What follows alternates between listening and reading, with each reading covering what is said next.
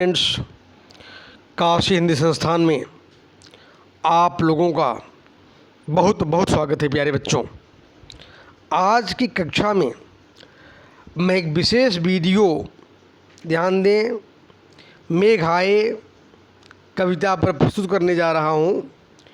मेघ आए कविता सर्वेश्वर दयाल सक्सेना की बहुत ही अच्छी कविता है। प्यारे बच्चों, इसमें प्रकृति और सामाजिकता का इतना सुंदर सामंजस्य हुआ है जो कि अपने आप में अद्भुत है। बच्चों, ऐसा वर्णन प्रकृति और सामाजिकता में शायद ही कहीं मिलता हो। ध्यान दो बच्चों।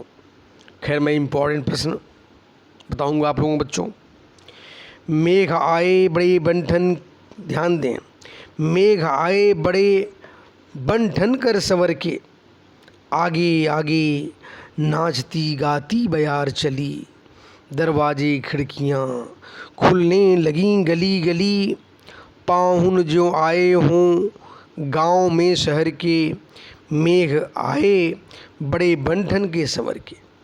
बच्चों, इसमें कुछ जो प्रश्न हैं इम्पॉर्टेंट वो इस प्रकार हैं। कवि ने बादल को किस रूप में चित्रित किया है? हवा ने मेघों का स्वागत किस प्रकार किया? ग नंबर में पाहुन शब्द का प्रयोग किसके लिए और क्यों किया गया है?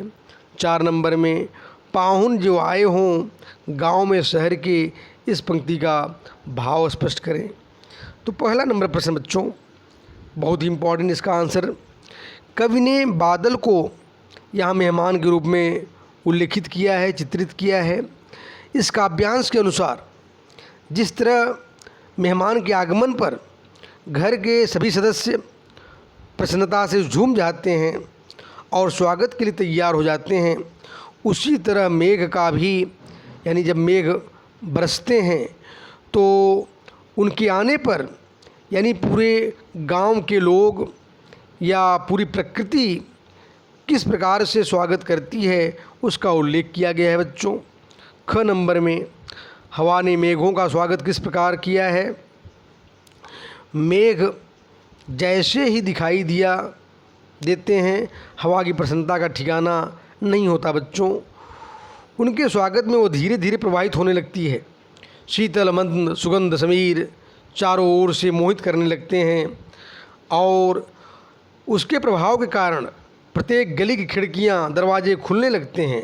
ऐसा लगता है मानो वे भी मेघों के स्वागत के लिए तत्पर हो। जैसे बादल क्या, यानी आप जान लो मेहमान के आने पर जैसे गली गली की खिड़कियां खुलने लगती हैं और सब औरतें घर के अंदर से बाहर देखने लगती हैं कौन पाहुन आए, कौन मेहमान आए।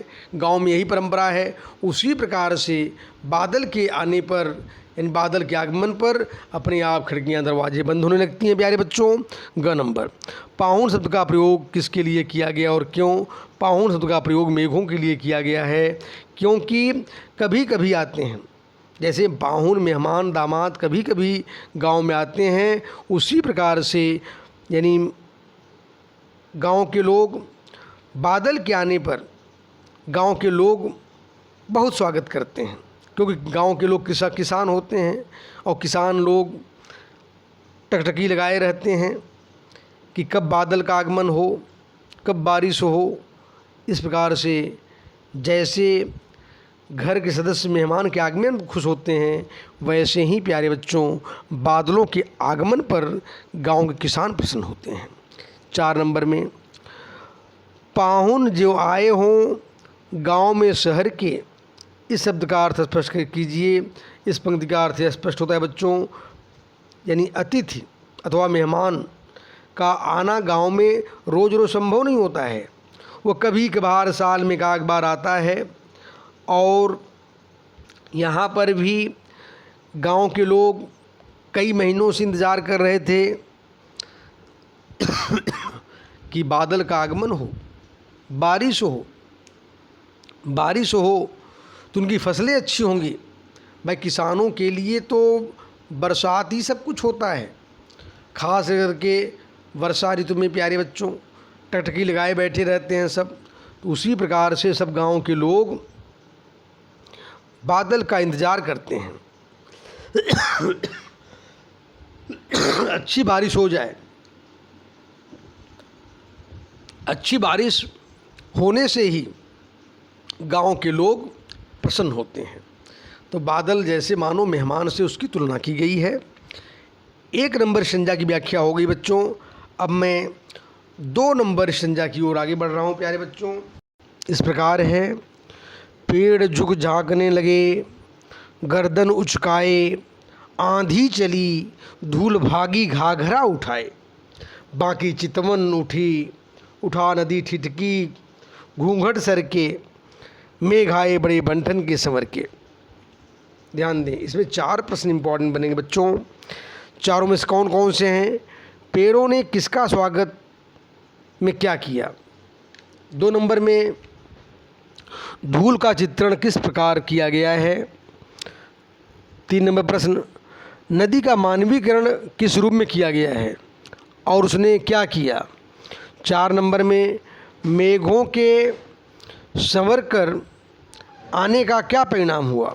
ध्यान बच्चों, पहले नंबर में पेड़ ने किसके स्वागत में क्या किया? इसका उत्तर, पेड़ ने मेघों के स्वागत में झुकने लगे। कभी जब तेज़ हवाएं जब बहने लगी ना प्यारे बच्चों, तो मानो पेड़ झूम रहे थे। ऐसी लग रही थी डालियां जैसे ऐसी हिल रही जैसे मानो किसी को देख रही हो, झुक करके झांक रही हो। वहाँ पेड़ का मानवीकरण किया गया है बच्चों। बताया गया है कि प्रकृति तत्व भी अपने अभ्यागतों का स्वागत करने के लिए तत्पर रहते हैं। यानी किस तरह से पेड़ ने स्वागत किया बच्चों। 2 नंबर, धूल का चित्रण किस प्रकार किया गया है? धूल का चित्रण यहाँ पर प्यारे बच्चों अल्हड़ भाव में, मदमस्त भाव में, यानी एकदम जैसे गांव में आंधी आती है ना, तो जब धूल बहने लगती है, क्या मस्ती से धूल ज़मीन छोड़ करके उड़ती है, मस्त हो करके।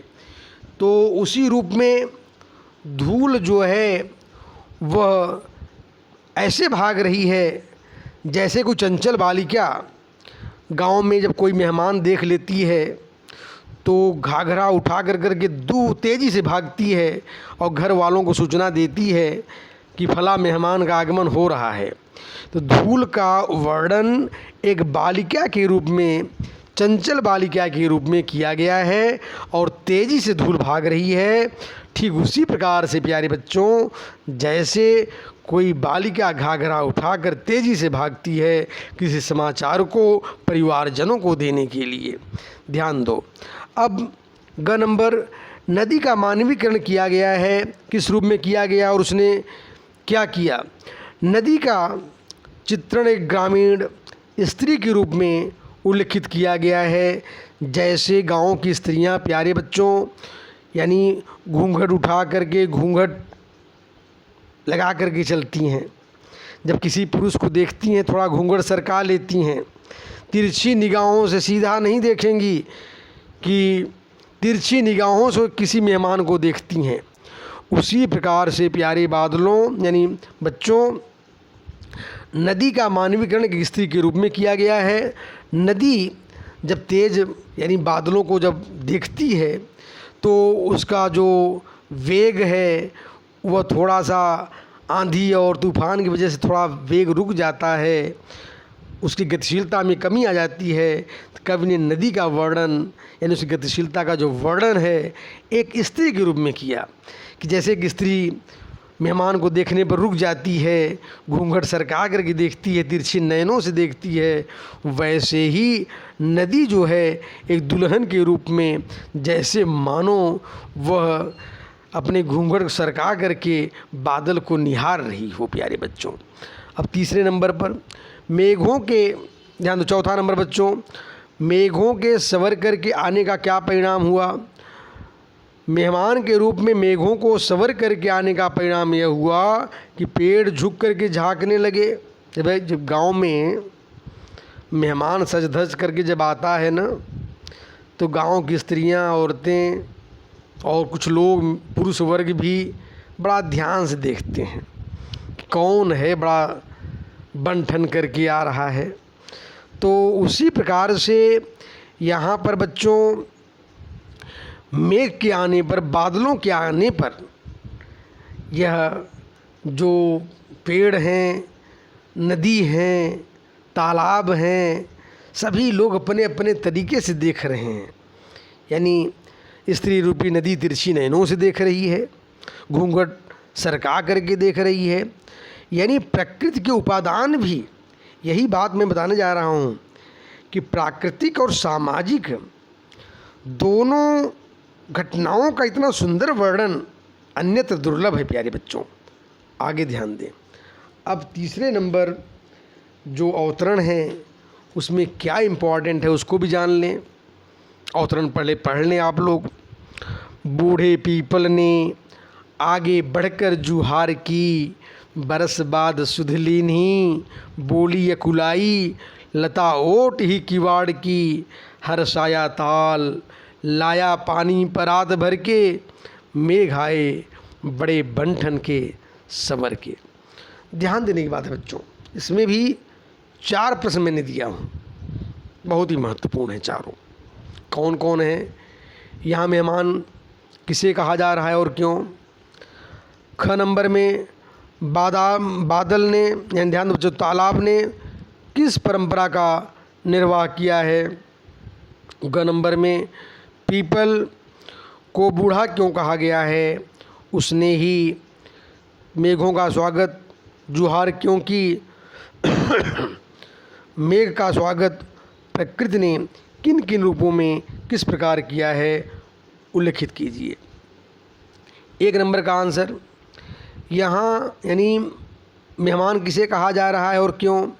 यहाँ मेहमान बादल कहा जा रहा है क्योंकि बहुत दिनों के बाद बादल का आगमन हुआ है। यहाँ पर यह भी जान लें प्यारे बच्चों, मेहमान की तुलना जो है पाहुन से किया गया है। जैसे पाहुन बहुत दिनों के बाद आते हैं, वैसे ही मेहमान कई महीनों के बाद आए हैं। घर के लोग उत्सुक हैं बादलों के आगमन पर स्वागत करने के लिए। प्रकृति के जैसे उपादान हैं, लता, धूल, नदी, पीपल, तालाब, ये सभी उत्सुक और तत्पर हैं और मिल कर के स्वागत करते हैं। इन सब का वर्णन यानी परिवार सदस्यों के रूप में कवि ने किया है प्यारे बच्चों। 2 नंबर, तालाब ने किस परंपरा का निर्वाह किया है। तालाब ने बच्चों भारतीय परंपरा का स्वागत किया है। जैसे गांव में मेहमान के आगमन पर जो साले लोग होते हैं वो पानी भर करके लाते हैं, यानी बड़े बर्तन थाल होते हैं, थाल में परात में पानी भर करके लाते हैं। दामाद का यानी साला अपने बहनोई का पैर धोता है। और उसी प्रकार से यहाँ पर भी है प्यारे बच्चों, गांव के किसान लोग मेघ रूपी मेहमान के आगमन पर बहुत खुश हैं सब लोग। और एक बहुत बड़ी बात है कि यहाँ पर उस मेहमान का स्वागत, यानी तालाब अपने पानी को जो भर कर के लाया है वह बादल का स्वागत करने के लिए लाया है। बादल का स्वागत हो रहा है, यानी भारतीय परंपरा का स्वागत, भारतीय परंपरा के अनुसार स्वागत हो रहा है। जैसे बहनोई का स्वागत साला करता है, परिवार के लोग करते हैं, उसी रूप में किया जा रहा है बच्चों। अब 3 नंबर प्रश्न ग नंबर में, पीपल को बूढ़ा क्यों कहा गया और उसने ही मेघों का जुहार क्यों किया। ध्यान दे बच्चों, पीपल को बूढ़ा यहाँ इसलिए कहा गया है क्योंकि पीपल की आयु बहुत होती है बच्चों। जैसे घर में किसी सदस्य में, घर में सबसे अधिक आदमी एजेड कौन होता है, जो बूढ़े लोग होते हैं, सबसे एजेड होते हैं, उम्रदार होते हैं। तो यहाँ पर वृक्षों में सबसे अधिक उम्रदार पीपल होते हैं, बरगद होते हैं। तो यहाँ पर अगल बगल पीपल का पेड़ था, तो पीपल ने सबसे पहले बादल के आने का स्वागत किया। क्योंकि ये परंपरा है गाँव में जब कोई मेहमान आता है तो बाकी लोग तो अपने अपने कामों में बाहर रहते हैं। घर पर मेहमान बुजुर्ग, यानी जो बुजुर्ग रहते हैं, बूढ़े लोग रहते हैं, वही खाली बैठे रहते हैं भाई। तो मेहमान का स्वागत तो वही लोग करते हैं, बूढ़े लोग करते हैं। तो वैसे ही पीपल सबसे पहले स्वागत करता है, क्योंकि हवा जब थोड़ा सा भी तेज़ आता है बच्चों, बादल थोड़ा सा भी अगर छाया, हवा धीरे से भी चला, सबसे पहले कौन डोलता है बच्चों?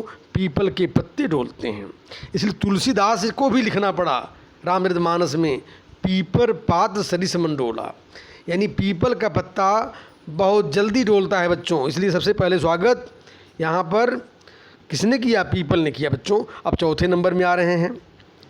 आप लोग ऊबे नहीं, यह भी ख्याल रखना है, मुझे ध्यान देने की बात है। मेघ का स्वागत प्रकृति ने किन किन रूपों में और किस प्रकार किया है? प्रकृति की धूल ने एक ग्रामीण बालिका के रूप में, किशोरी बालिका के रूप में मेघ का स्वागत किया है। मेघ को शहर से आने वाले मेहमान मानती है। नदी दुल्हन के रूप में मेघों को स्वागत किया। बूढ़े पीपल ने बुजुर्ग के रूप में स्वागत किया, मेघों का अभिनंदन किया। तालाब ने साले के रूप में पानी परात भर करके ले आया, पैर धोया जैसे मानो।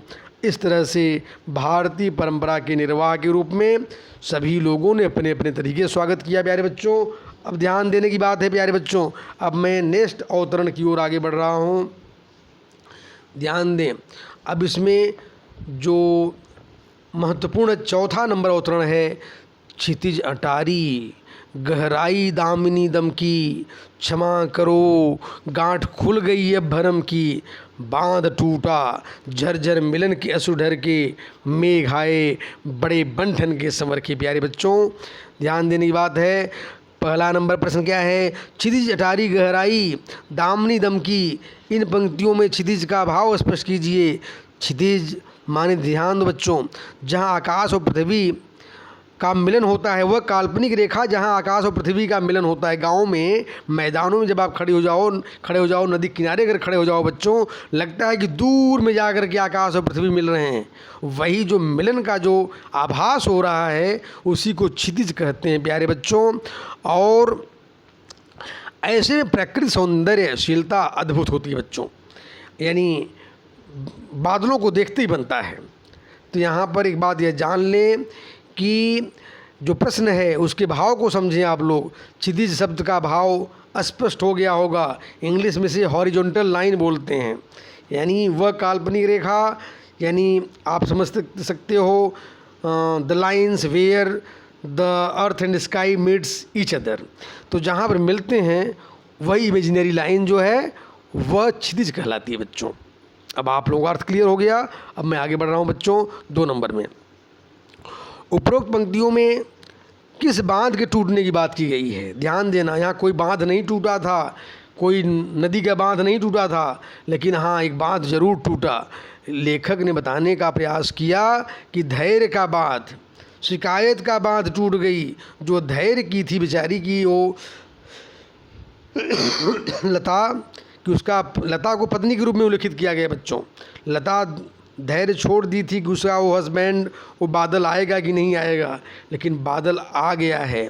इसलिए शिकायत का बांध या कह लो धैर्य का बांध टूट गया। इसमें कवि ने यह भी व्यक्त करने का प्रयास किया है कि प्रकृति रूपी नायिका जो है, वह नायिका माने कौन? लता। लता जो है वह बादल से मिल रही है, और मिलने पर अब उसको यह आभास हो गया कि नहीं बरसात होगी। अब वह जो दुविधा था, जो धैर्य था, अब वो दूर हो गया। अब उसका विश्वास ये बन गया कि अब मिलन होगा ही, और मिलन होता भी है। दोनों को अटारी पर, कोठे पर दोनों का मिलन होता है। ऐसा लगता है कि बादल आंसू बहाना शुरू करता है और ज़ोरदार बारिश होना शुरू हो जाता है बच्चों। अब इस प्रकार से अब मैं आगे बढ़ रहा हूँ 3 नंबर में। लोगों का क्या भ्रम था और कैसे समाप्त हुआ? लोग माने यहाँ पर बच्चों जान लो, लोग माने यहाँ पर वैसे किसान से वर्णन है। किसान लोग, जैसे यहाँ पर लोग का दो अर्थ अगर आप समझते हो, तो प्राकृतिक तत्व जो गर्मी से परेशान थे कि भाई बारिश कब होगी कि नहीं होगी, या गांव के मेहमान, कभी कभी सदस्य लोग शहरी मेहमान के लिए उम्मीद छोड़ देते हैं कि वो कब आएंगे कि नहीं आएंगे, वगैरह वगैरह बातें होती हैं बच्चों। तो यहाँ पर प्रकृति के सभी उपादानों को यह भ्रम था कि शायद मेघ न बरसे, परंतु खिड़कियाँ, ध्यान देने की बात है कि बिजलियाँ चमकने लगती हैं और जो रोशनी है वह बिजली चमकने लगती है, बादल गरजने लगते हैं और घुमड़ घुमड़ कर करके बादल जब बरसने लगता है तो लोगों का भ्रम टूट जाता है कि बादल बरसेगा कि नहीं बरसेगा। तो यानी कहने का मतलब, जैसे पत्नी रूपी नायिका यहाँ कौन है, लता है। लता को भी ये विश्वास नहीं था कि बादल का आगमन होगा और बारिश होगी। जैसे गांव में बहुत दिनों से अगर बारिश न हो तो गांव के किसान भी ऊब जाते हैं बेचारे, धैर्य टूट जाता है कि अब बारिश, इस बार बादल आया है, बारिश होगी कि नहीं होगी, क्योंकि किसान तो बादलों के ऊपर ही निर्भर रहता है बच्चों। इस तरह से अब यहाँ पर लोगों का भ्रम दूर हो गया, बारिश होने पर किसानों का भी भ्रम दूर हो गया, बारिश तो हो गई। अब चौथे नंबर में अंतिम अनुच्छेद, अंतिम प्रश्न जो है, प्रकृति के किस रूप में दर्शाया गया है और इसका वियोग कैसे दूर हुआ है। ध्यान दो, प्रकृति को नायिका के रूप में दर्शाया गया, यानी लता को, यानी लता रूपी प्रकृति जो है वह नायिका के रूप में उल्लेखित किया गया है। अभी तक वर्षों न होने के कारण, बारिश न होने के कारण, बहुत दिनों से बारिश नहीं हुई थी, इसलिए प्रकृति रूपी नायिका जो थी, यानी कौन, लता रूपी नायिका, वह भी वियोग में भरी थी कि वह सोच रही थी कि उसका पति रूपी बादल का आगमन होगा कि नहीं होगा। लेकिन जब वह बादल आ जाता है, घुमड़ घुमड़ कर बरसने लगता है और ज़ोरदार तरीके से गर्जना तर्जना होने लगती है, तो उसका जो भ्रम था वह दूर हो जाता है और वो बारिश पूर्ण रूप से होने लगती है। यहाँ पर प्रतीकात्मक रूप से विरहिणी नायिका का वर्णन किया गया है बच्चों। और गांव की संस्कृति में दामाद एक घर का न होकर के संपूर्ण गांव का होता है। उसके आने पर पूरे गांव के लोग प्रफुल्लित होते हैं, क्योंकि पहले गांव में जब मेहमान आते, दामाद आते थे, गांव के पूरे लोग ही उसे बहुत सत्कार, सेवा भाव रखते थे। खैर अब वहाँ भी परंपराएं बदल रही हैं। खैर चाहे जो भी हो, यहाँ पर बादल की तुलना मेहमान से की गई है और लता रूपी नायिका का वर्णन, यानी प्रकृति रूपी लता का नायिका का वर्णन उल्लेखित किया गया है बच्चों। ध्यान दें, इस प्रकार से यह महत्वपूर्ण चैप्टर आप लोगों का समाप्त हुआ और बड़े पैमाने पर इसे आप लोग यानी शेयर, लाइक के साथ साथ सब्सक्राइब करें प्यारे बच्चों, और बड़े पैमाने पर काशी हिंदी संस्थान के साथ जुड़ें। धन्यवाद।